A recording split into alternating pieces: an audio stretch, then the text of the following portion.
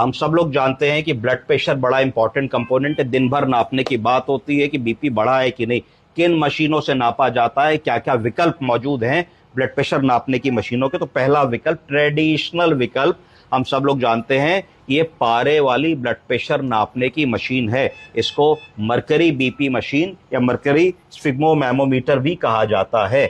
अब ये मशीन धीरे धीरे कम उपयोग में आती है क्योंकि इसमें पारा होता है, पारा जहरीला होता है, उसके और इंटॉक्सिकेशन होते हैं, कभी गिर जाता है, किसी ने पी लिया, किसी ने खा लिया तो दिक्कत होती है। तो अब हम लोग इन मशीनों पे आ गए हैं। इन मशीनों को कहा जाता है डिजिटल स्फिग्मोमैमोमीटर।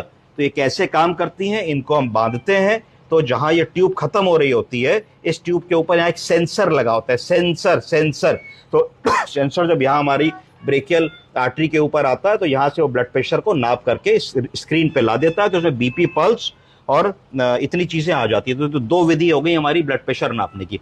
आज जो मैंने एक क्लास कर रहा हूं, तीसरी विधि मैं कर रहा हूं ब्लड प्रेशर नापने की, जो बड़ी इंपॉर्टेंट है। इस तीसरी विधि को कहा जाता है arterial blood pressure monitoring.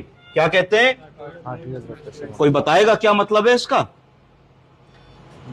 Direct जो आर्टीरियल ब्लड प्रेशर आ रहा है ये उसका हम पल्स नापते हैं। इस विधि में क्या करते हैं कि एक किसी आर्टरी में जो आपको पसंद हो, रेडियल, ब्रेकियल, डॉर्सेलिस पेडिस, फीमोरल, उसके अंदर आप एक कैथेटर इंसर्ट कर देते हैं।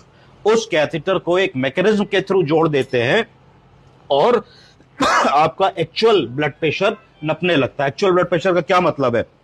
हर सेकंड में दिल एक बार धड़क रहा है तो हर सेकंड का एक्चुअल ब्लड प्रेशर नपने लगेगा। ऐसी चीज की जरूरत कहां पड़ती है?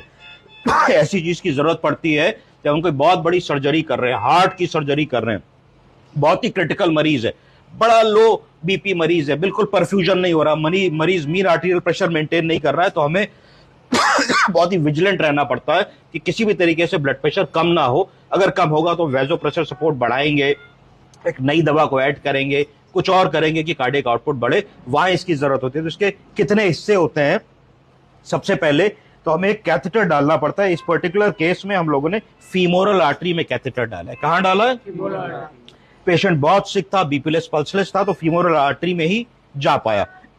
प्रेफरेबली यहां डालना चाहिए था रेडियल में, पर इसमें फीमोरल में गया। तो फीमोरल आर्टरी में कैथेटर डाला, फिर उससे एक पाइप आया।